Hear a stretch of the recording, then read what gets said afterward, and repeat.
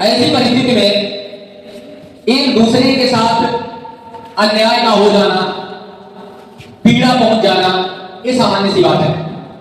अगर प्रारंभिक काल की बात की जाए, ऋग्वैदिक काल की बात की जाए, अक्सर हम लोगों को सुनने को मिलता है कि प्रारंभिक काल में स्त्रियां अनपढ़ हुआ करती थी, उनको शिक्षा का अवसर नहीं मिलता था। ऐसा कुछ नहीं है। अगर हम ऋग्वैदिक काल की बात करें या वैदिक काल की बात करें या अपने प्राचीन इतिहास को देखें, तो ऐसी कई विद्वान महिलाएं हैं जिन्होंने वेदों की ऋचाओं को लिखा है। लोपामुद्रा जैसी महान विदुषी थी जिन्होंने वेदों की ऋचाओं को लिखा। और प्राचीन काल में स्त्री पुरुष से संबंधित कोई विभेद नहीं होता था। आज हम लोग कहीं रात को निकलते हैं, किसी पार्टी में भी जाते हैं, तो अपनी घर की महिलाओं को, बच्चियों को मना कर देते हैं, रात को जाना है तुम क्यों जाओगी। लेकिन आप देखिए प्राचीन काल में हमारे ऋषि महर्षि जो होते थे, जंगलों में अपने परिवार, अपनी पत्नी के साथ रहते थे। अगर इस तरीके की व्यवस्था होती तो क्या हमारे ऋषि महर्षि अपनी पत्नियों के साथ जंगलों में रहते?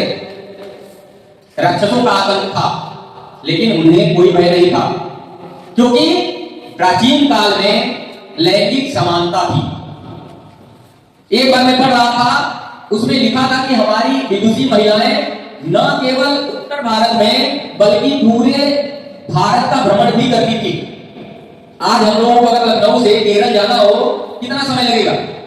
जबकि हमारे पास ट्रेन की सुविधा है, बस की सुविधा है, प्लेन की सुविधा है, और हम लोग बहुत आसानी से चले जाते हैं। लेकिन अभी अगर आप लोगों को कह दें कि कल केरल जाना है, तो आप लोगों के माथे पे शिकन आ जाएगी, तमाम तरीके की प्लानिंग करनी पड़ जाएगी।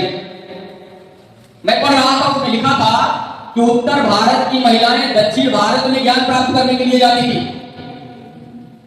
कितना कठिन कार्य रहा होगा कि एक महिला उत्तर भारत से पर्वत पहाड़ों को लांघते हुए दक्षिण भारत गई हो।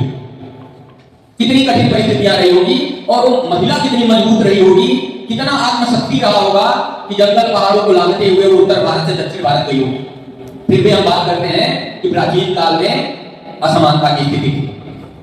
प्राचीन काल में कोई असमानता नहीं थी और महिलाओं को पूरा अवसर मिलता था, शिक्षा का अवसर मिलता था। यही नहीं बल्कि विवाह की अगर बात करें तो प्राचीन काल में विवाह करने की जो इच्छा शक्ति थी, उसमें भी महिलाओं को वरीयता दी जाती थी और स्वयं